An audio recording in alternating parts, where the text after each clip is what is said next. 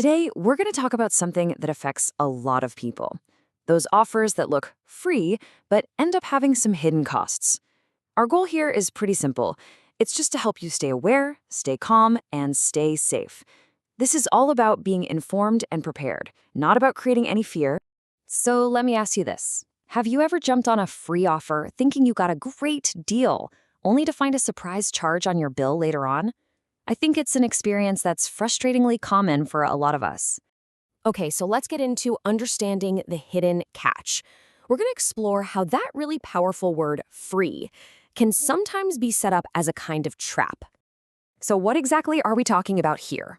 Well, a misleading free offer is basically a tactic where something is advertised as free just to get you interested. But then, somewhere down the line, there are charges that weren't made clear or maybe weren't disclosed at all. It's really a strategy to get you in the door before you see the real price tag. You know, it's one thing to hear the definition, but it's another thing entirely to see how it plays out. So let's look at a couple of real-world examples to get a better feel for this tactic. Let's look at this idea of the promise versus the reality. For example, a broker might promise you a lifetime free trading account. Sounds great, right? But the reality could be that there are unexpected charges applied to every single trade you make. Or how about this one? A service offers free content as part of your subscription, but then you find out you have to pay an extra fee if you want to get rid of the ads. The key thing here is that gap between what they advertised and what you actually get. So you might be wondering, why do these tricks work so often? Well, it's because they tap right into our excitement for a good deal. When we see that word free, it can create a sense of urgency. We might feel like we have to act fast, and these strategies really count on us not slowing down enough to read all the details in the fine print. All right, so how do you protect yourself from this? Let's walk through a simple 4-step safety plan. Think of these as easy habits you can build to protect yourself. First, and this is probably the most important, always take a moment to read the full offer details. Second, save some proof. It's as simple as taking a screenshot of the offer. That way, you have a record.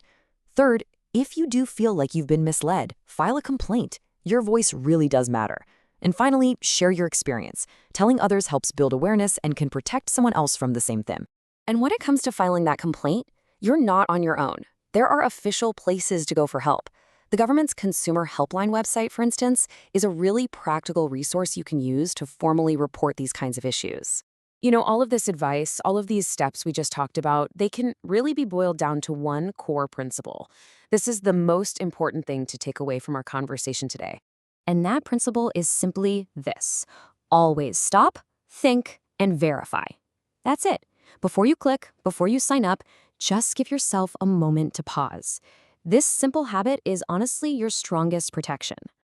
The goal here isn't to be afraid of new technology or new offers. It's just to be informed and to be a little cautious. Because at the end of the day, awareness is protection. If you stay alert, you stay safe. So just think for a second. Who in your life might benefit from hearing this advice? I want to thank you for listening to this explainer. Stay safe, stay aware, and please think about sharing this information with your family and friends.